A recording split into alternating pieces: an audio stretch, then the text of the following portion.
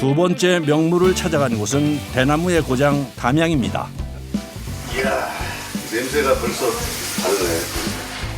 밥맛 없는 사람이 밥마다 돋구는 냄새가 나요. 예, 아주 고소하니. 냄새로 입맛을 잡는다는 담양의 명물, 담백하고 부드러운 떡갈비입니다. 임금님 수라상에 올랐다는 귀한 음식 떡갈비. 정말 맛있습니다. 맛이 이 담백하고 소갈비지만 이 뭐라고 해요? 돼지갈비보다는 물론 더 맛있는데 굉장히 담백하고 맛있습니다. 떡갈비 하는 식당 중에 제일 오래돼가지고 한 10여 년 됐거든요. 변함없이 맛있죠. 100여 년을 이어왔다는 담양 떡갈비. 떡갈비를 만드는 작업은 좋은 재료를 공수해오는 일부터 시작됩니다. 이거 한우 갈비입니다. 한우 암소 갈비입니다. 일주일에 한 15마리 정도 소비를 합니다. 일주일에 2번 갈비를 통으로 들여와 직접 발골 작업을 하고 있는데요. 손질된 고기 대신 갈비를 통으로 공수해오는 이유가 있습니다. 이 부분은 목심 부분이고 여기는 살치살 부분이고 여기는 양지 등판살이고요. 여기는 수굴이라고 제일 바깥에 있는 살입니다. 갈비 주변 부위의 살들을 일일이 잘라내는 작업. 안창살. 다양한 부위의 고기를 사용하기 위해서인데요. 마블링이 한살색이네요. 갈비 한 짝을 사면은 갈비에서 나오는 고기 이제 뭐 안창살, 살치살, 뭐 기타 등등 뭐 해서 하여튼 갈비 부위에서 나오는 고기는 전부 다 들어가요. 갈비 주변의 모든 부위 쌀들을 다진 후 빚어내 만들어지는 떡갈비. 떡갈비를 만들기 위해서 전체적으로 고기를 다 제책을 해야 되거든요. 지방하고 고기를 따로 분리해야 하기 때문에. 갈비 주위의 살들을 부위별로 일일이 발라내 지방을 제거하고 고기를 다지는 것은 100여 년을 이어오는 방식 그대로랍니다. 떡갈비에 들어가는 부위만 10여 가지가 넘는다는데요. 살을 발라내고 나면 갈빗대를 분리해 줍니다. 예리한 칼로 뼈와 뼈 사이를 잘라주는 작업. 자칫 힘 조절을 하지 못하면 큰 부상으로 이어질 수 있기 때문에 늘 긴장하게 된답니다. 한 대씩 분리해 놓은 갈빗대는 한 입 크기로 다시 자르는 과정을 거칩니다. 살코기들과 함께 갈비뼈 부위도 떡갈비 재료가 된다는군요. 발골 끝난 뼈를 가지고 갈비뼈를 가지고 한 대씩 나눠줘야 떡갈비를 완성을 시킬 수 있거든요. 그 작업을 하고 있는 거예요.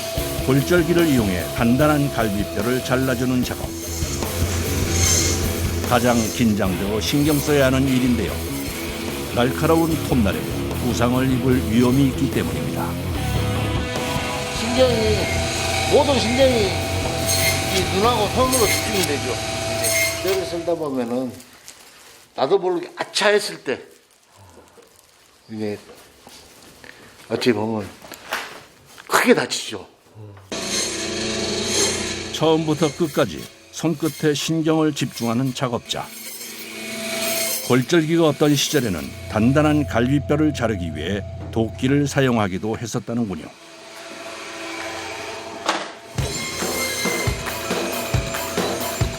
발골이 모두 끝나고 나면 고기 주변의 지방을 제거해주는 작업이 이어집니다.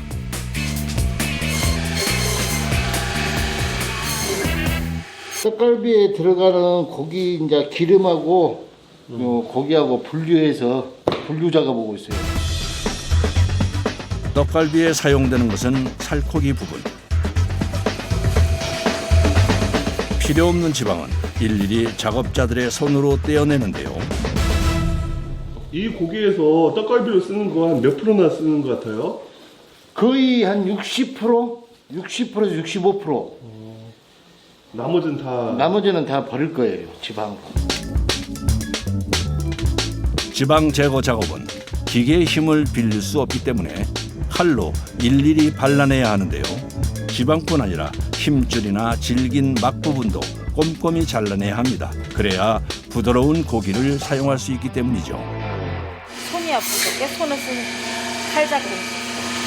이건 하는데 시간 얼마 걸려요? 오늘 들어온 물량을 보면은 평균 이거 다 끝나는데 한 6, 7시간?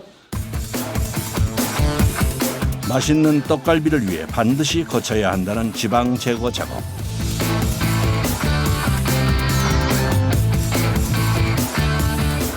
여섯 시간에 걸친 작업 끝에 부위별 분리 작업이 끝났습니다.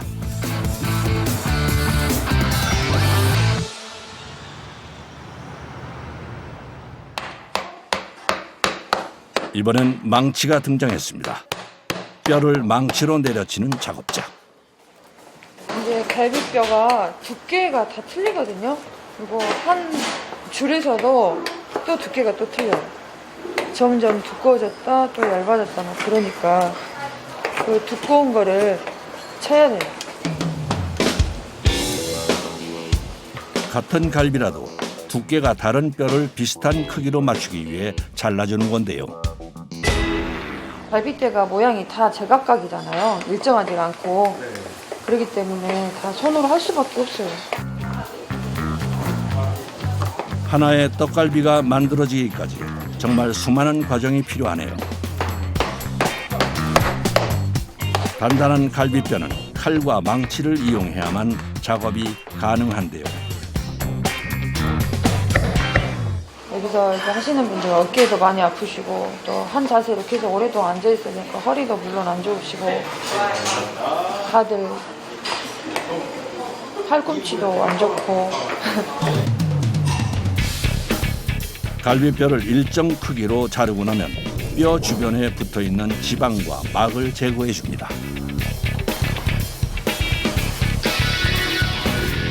숯불에 올라가면 얘는 바로 타버려요. 얘 지방이라. 그리고 싸고 있는 막이라. 그리고 손님이 뜯어서 드실 때 얘는 좀 보시면 얘는 질기거든요. 막에서 고무처럼 질긴 탄성이 느껴지네요. 막 제거가 끝났다면 이번엔 뼈 주변 살코기에 칼집을 넣어줍니다. 모두 떡갈비에 들어가는 재료가 되기 때문인데요. 드실 적에 양념을 고소하거든요. 그러면 이 속에 양념이 배이라고 같이 먹어요. 뼈를 자르고 막을 떼어낸 후 칼집을 넣는 일까지 마무리하고 나면 비로소 갈비뼈 작업이 끝나게 됩니다.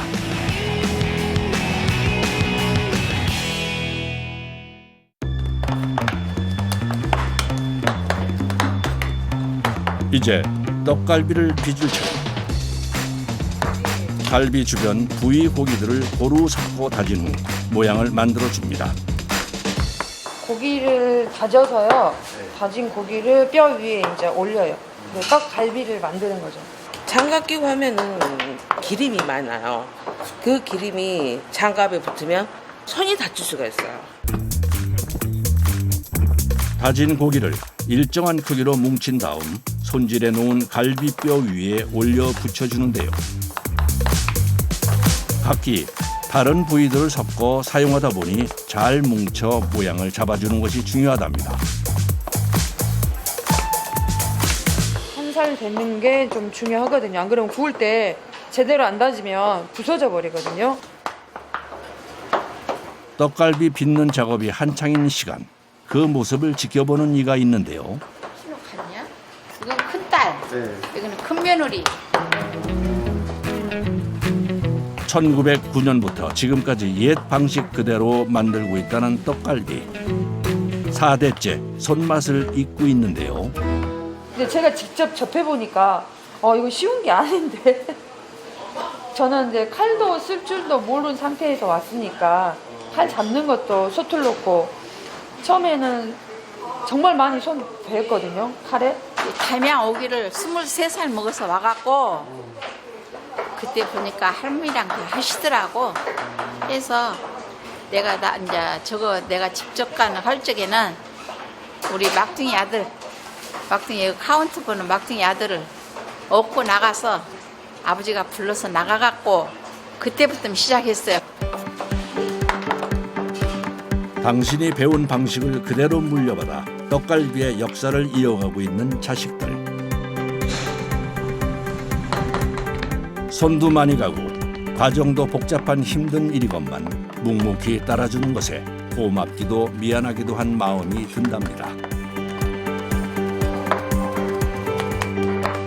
지금 젊은 사람들이 누가 하려고 했어요. 그러지만은 저가 하려고 달라들어서 해서 운영을 한 게 고맙죠. 기계로 찍어내듯 만들어지는 것이 아니라 수십, 수백 번의 칼질 속에 만들어지는 수제 떡갈비. 이런 정성과 노력이 있었기에 명물이 될 수 있었겠죠. 이른 아침부터 시작된 떡갈비 작업이 마무리됐습니다.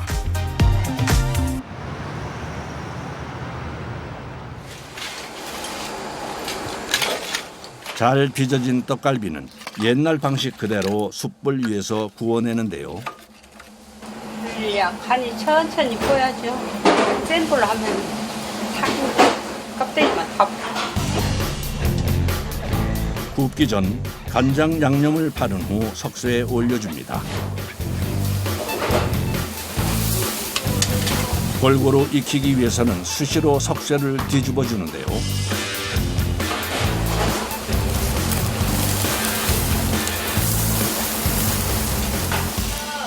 익히려면 15분 정도 걸려요.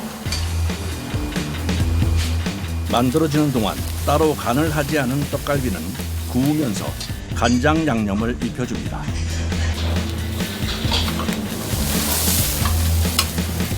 고기 기름과 양념 때문에 자칫 탈 수 있기 때문에 물로 중간중간 숯의 온도 조절을 해줘야 한답니다. 불꽃이 올라오면 아무래도 갈비가 타요. 그러니까 불꽃을 죽여야 돼. 떡갈비가 다 익을 때까지 잠시도 자리를 비울 수가 없는데요. 뜨거운 열기를 버텨내는 것도 작업자의 몫입니다. 빨갛게 익고요, 얼굴이. 더워도 참아야지.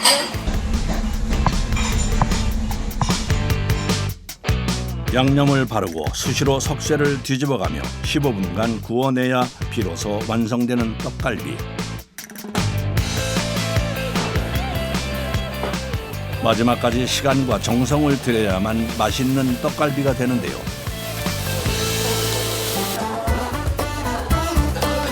오랫동안 이어온 이 정성 어린 맛 때문에 담양을 찾는 분들도 많답니다. 수제 떡갈비 맛 어떠신가요? 양념이 다 배어 있기 때문에 그냥 먹는 게 가장 맛있는 것 같습니다. 완전 한 3살, 4살 때부터 다녔던 것 같은데 어렸을 때부터 그냥 제가 제일 좋아하는 식당? 뭐가 제일 맛있어 물어보면 항상 식당 여기 떡갈비가 제일 맛있다고 했었어요. 갈비살을 다지고 양념장을 발라 숯불에 정성 들여 구워낸 담양 떡갈비. 이 떡갈비는 작업자들에게 어떤 의미를 가질까요? 내 자식 같은 존재죠, 얘네들. 어떻게 보면 자식들하고 같이 커갔으니까. 어머니가 70세까지 이 갈비를 하셨거든요. 70 이후에도 간간히 하셨으니까 아마 저도 그때쯤 비슷하지 않을까 생각이 드네요.